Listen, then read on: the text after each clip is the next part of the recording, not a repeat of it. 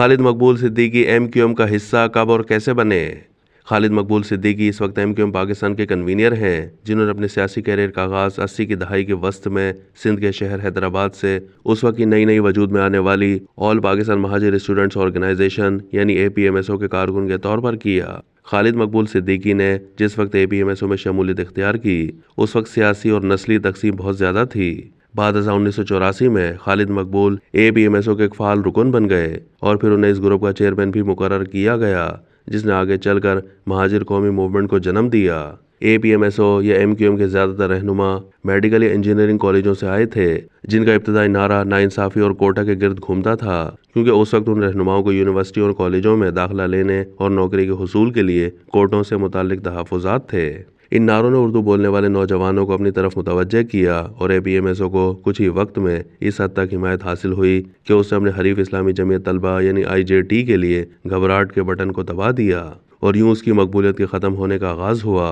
خالد مقبول نے اپنے ابتدائی سیاسی سفر کے دوران کراچی میں ہونے والے فسادات بھی دیکھے اور وہ شروع سے پرجوش اور بانی ایم کیو ایم کے بہت وفادار تھے، جو کہ ہر کارکن کے لیے لازمی عمل بھی ہوتا تھا۔ خالد مقبول MBBS کرنے کے بعد ایم کیو ایم کی سرگرمیوں میں اور بھی زیادہ مصروف ہو گئے اور ڈپٹی زونل انچارج بھی بنے۔ ایم کیو ایم نے 1987 کے بلدیاتی انتخابات میں کلین سویپ کیا اور کراچی اور حیدرآباد میں اپنے میئر منتخب کرائے، اور پھر ایک سال کے بعد 1988 کے عام انتخابات میں بھی ایم کیو ایم نے غیر معمولی کامیابی حاصل کی۔ خالد مقبول نے اسی الیکشن میں اپنی انتخابی سیاست کا آغاز کیا تھا اور پھر وہ پہلی بار انہی الیکشن میں کامیاب ہو کر قومی اسمبلی کے رکن منتخب ہوئے۔ ماضی کی مزید بات کی جائے تو 1992 کے آپریشن میں خالد مقبول کو دیگر ایم کیو ایم کے رہنماؤں کی طرح منظر عام سے غائب بھی ہونا پڑا تھا۔ بعد ازاں خالد مقبول دیگر الیکشنز میں بھی منتخب ہوتے رہے اور PTI کے دور حکومت میں وہ وفاقی وزیر بھی بنے۔ خالد مقبول امریکہ، لندن اور ایک مرتبہ بھارت بھی جا چکے ہیں۔ اس دوران خالد مقبول میں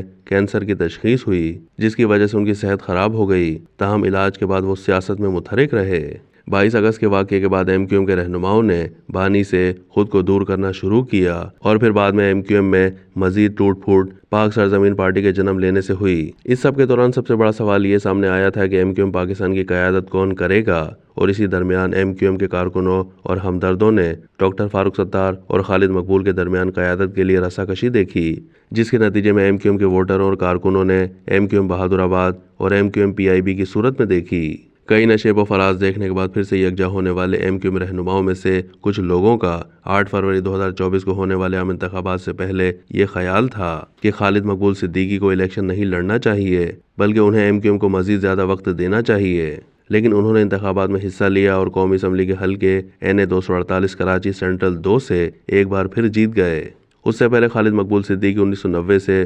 1993، 1997 سے 1999 اور 2013 سے 2023 تک رکن قومی اسمبلی رہ چکے ہیں۔